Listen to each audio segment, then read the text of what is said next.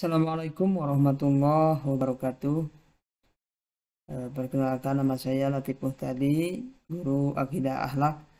Pada kesempatan kali ini kita akan membahas tentang Asmaul Husna, mata pelajaran Akidah Akhlak. Baik anak-anakku sekalian, pada bab 6 ini kita akan membahas tentang Asmaul Husna. Yang pertama kita membahas dulu tentang peta konsep yang ada pada mata pelajaran Akidah Akhlak tentang Asmaul Husna. Ini peta konsepnya, yang pertama yaitu Al-Aziz, yang kedua Al-Ghaffar, yang ketiga Al-Fattah, yang keempat Al-Basit, yang kelima Al-Adl, yang keenam Al-Hakim, yang ketujuh Al-Qayyum, yang kedelapan Al-Bar, yang kesembilan Al-Ra'ub, dan yang ke-10 yaitu An-Nafi. Nah, di sini akan membahas tentang 10 Asmaul Husna. Pengertian Asmaul Husna, ya, Asmaul Husna itu berasal dari bahasa Arab, yaitu Al-Asma, artinya yaitu nama-nama, dan Al-Husna atau bisa juga pengertiannya yaitu indah atau agung atau baik. Asmaul Husna, nama-nama yang indah atau yang baik bagi Allah Subhanahu wa Ta'ala, yang menandakan bahwa ini adalah keagungan Allah Subhanahu wa Ta'ala. Jumlah Asmaul Husna ada 99 nama. Menghafal, memahami, dan mengamalkan Asmaul Husna itu akan masuk surga sesuai dengan hadis riwayat Bukhari dan Muslim. Selanjutnya yaitu asbabun nuzul daripada ayat tentang Asmaul Husna. Ketika Rasulullah SAW berdoa dengan menyebut nama Ya Rahman, Ya Rahim. Nah, maka Rasulullah terbiasa ketika berdoa kepada Allah itu selalu mengucapkan Asmaul Husna. Ya.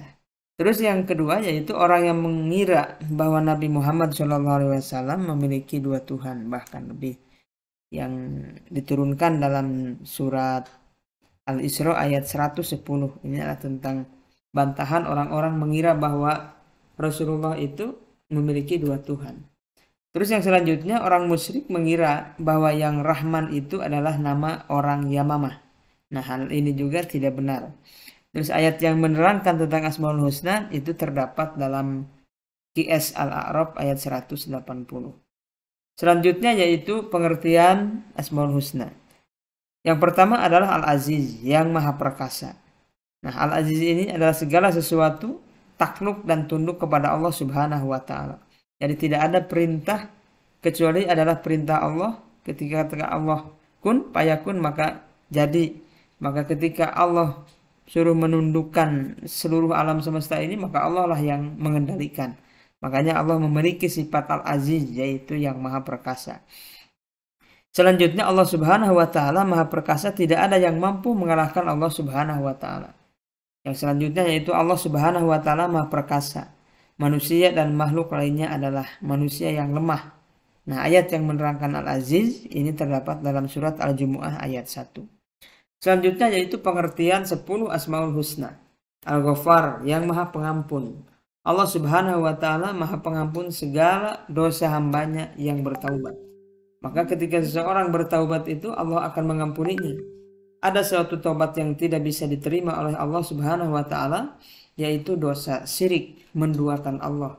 Maka apapun yang mereka lakukan ketika bertobat kepada Allah sementara dalam hatinya mempunyai sifat syirik, maka Allah tidak akan mengampuninya.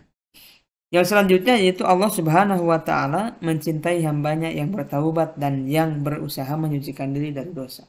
Jadi Allah itu lebih menyukai orang-orang yang bertaubat kepada Allah daripada orang yang sombong, mengakui bahwa dirinya itu paling hebat, mengakui dirinya yang tidak punya berdosa.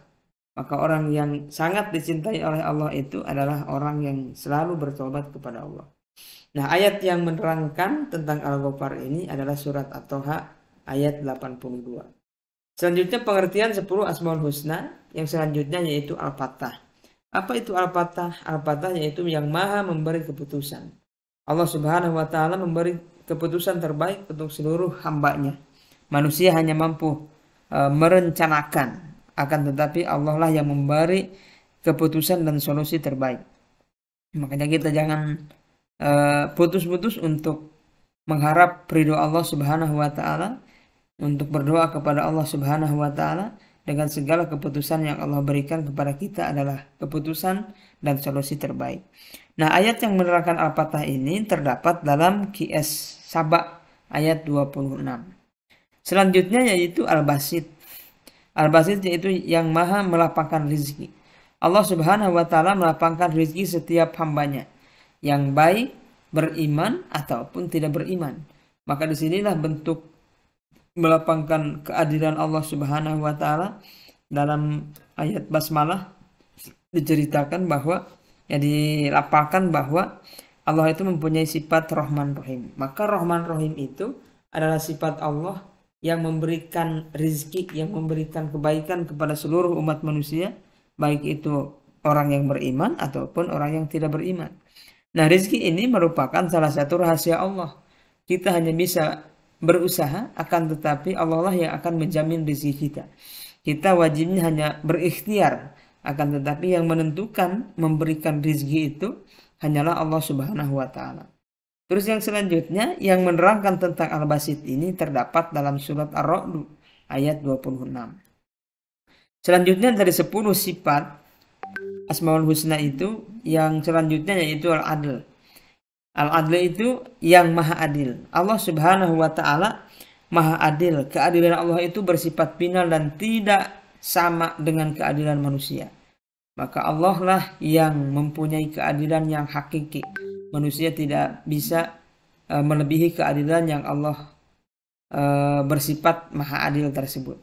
Terus keadilan Allah Subhanahu wa Ta'ala bersifat murni dan tidak pandang bulu sesuai dengan amal hambanya. Ketika seseorang berbuat kebaikan, maka keadilan Allah itu akan memberikan ganjaran kepada orang tersebut. Maka itulah keadilan Allah. Ketika seseorang berbuat kebaikan, maka keadilan Allah itu akan memberikan kebaikan juga kepada orang tersebut. Terus ayat yang menerangkan tentang Al-Adl itu terdapat dalam surat Al-An'am ayat 115.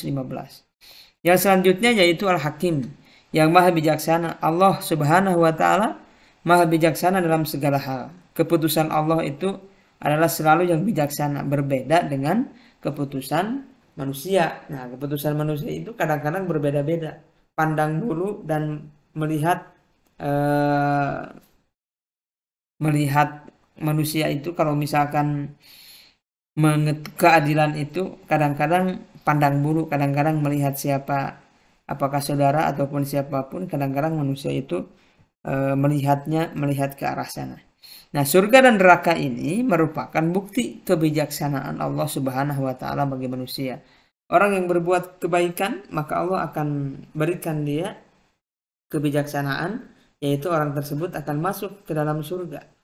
Ya, kalau sebaliknya orang yang berbuat dosa, berbuat mungkar kepada Allah, maka sebagai bentuk kebijaksanaan Allah itu dia akan dimasukkan ke dalam neraka sesuai dengan perbuatan manusia. Nah, ayat yang menerangkan Al-Hakim ini terdapat dalam surat Az-Zukhruf ayat 84. Selanjutnya yaitu Al-Qayyum. Al-Qayyum itu Allah yang maha terus-menerus mengurus. Allah Subhanahu wa Ta'ala selalu mengurus ciptaannya tanpa bantuan siapapun. Maka ayat yang menerangkan tentang ayat Al-Qayyum ini adalah QS Al-Baqarah ayat 255. Sebagaimana dalam firman Allah, Inna nazzalna dzikra wa innahu lahafidun. Maka ketika Allah menurunkan Al-Quran, maka Allah pun yang akan menjaganya. Dan maka Allah yang akan mengurus segala sesuatunya. Ketika seseorang diciptakan ke alam dunia ini, maka Allah jamin seluruh rizkinya. Berarti Allah Subhanahu wa Ta'ala mengurus seluruh ciptaannya tanpa bantuan siapapun. Yang melata, yang hidup di dunia ini, Allah Subhanahu wa Ta'ala yang mengurusnya. Selanjutnya yaitu pengertian 10 Asmaul Husna, yang selanjutnya itu Al-Bar, yang maha melimpahkan kebaikan. Allah Subhanahu wa Ta'ala maha melimpahkan kebaikan kepada setiap makhluknya. Kebaikan Allah Subhanahu wa Ta'ala ini bersifat universal. Artinya bersifat universal ini bersifat umum. Berbeda dengan kebaikan manusia yang terkadang mengharapkan pamrih. Maka kebaikan Allah ini adalah kebaikan yang diberikan oleh Allah kepada seluruh umat manusia di muka bumi ini. Baik itu yang beriman ataupun yang tidak beriman. Maka Allah berikan semua kebaikan. Kebaikan itu bisa kesehatan juga, kebaikan